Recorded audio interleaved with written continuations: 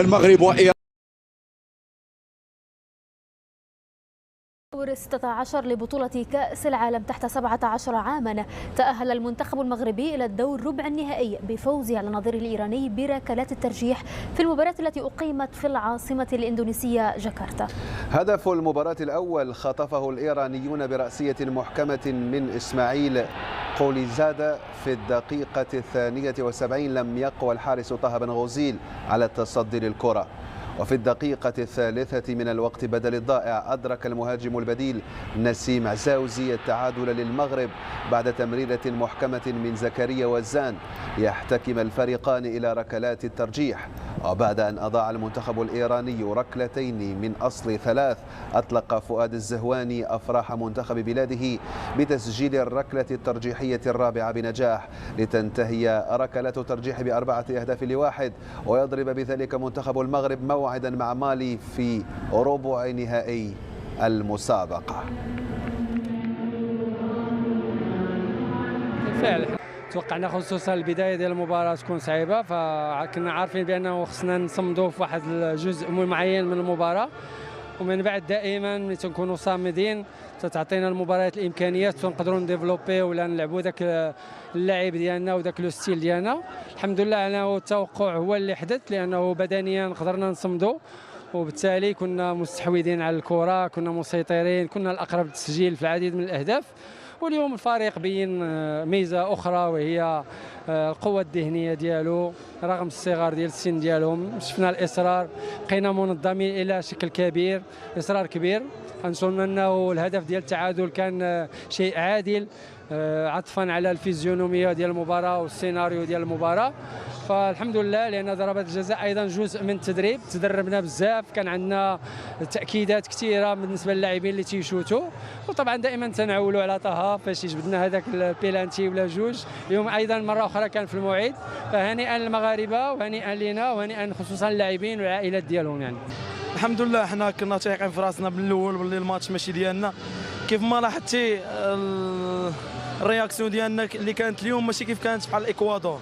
ديال الاكوادور كنا شويه لهذا الماتش كنا تايقين في راسنا. لي كوتش ديالنا عطاونا الثقه بزاف باللي راه الماتش ديالنا وما غيدير لنا حتى شي واحد.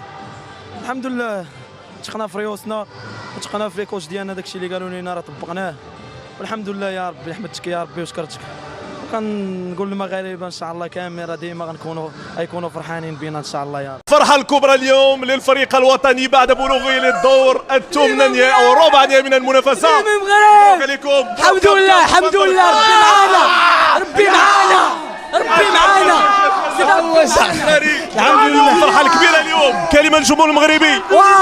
كنقول الحمد لله، نشكر هاد اللعابه اللي تاقوا في ريوسهم وطاقم التقني اللي عطينا الثقه، وكنقولوا للجمهور المغربي يزيد يثق فينا وديما مغرب.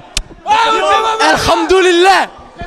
اللي جاي تخلق صافي ديما مغرب، والله ديما مغرب.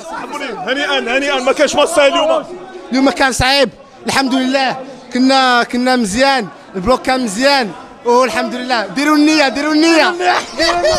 علوي. الحمد لله ديما مغرب. والله انا معليش وي وينت صافي. هنيئا، الف مبروك، تستحقون. الحمد لله ان شاء الله باقي الماتشات اخرين ونخدموا ان شاء الله. الحمد لله. العميد الكابيتان ورا ذاك الراس. حنا كبار. مبروك عليكم. كنبغي نقول جمهور المغاربه حنا كبار وغنبقاو كبار. الحمد لله والحمد لله على كل حال. ما كانش ماتش ساهل اليوم.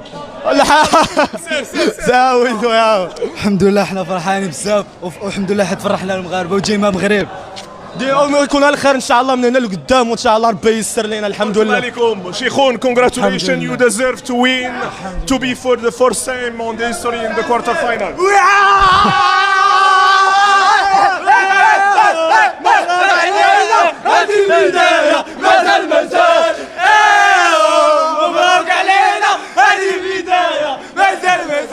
الحمد لله. حنا راه كبار وغنبقاو ديما كبار، وكنبغي نشكر هاد الرجاله اللي معانا والطاقم التقني والستاف ميديكال، كلشي ديما مغرب. وكنبغي نقول جمهور المغاربه يثقوا فينا ودخلنا للتاريخ الحمد لله، وديما مغرب وحنا غنبقاو كبار ديما. هذه الفرحه الكبرى للاعبي الفريق الوطني، فرحه لا تقدر بثمن. هنا في مدينة سورابايا لأول مرة في تاريخ كرة القدم المغربية.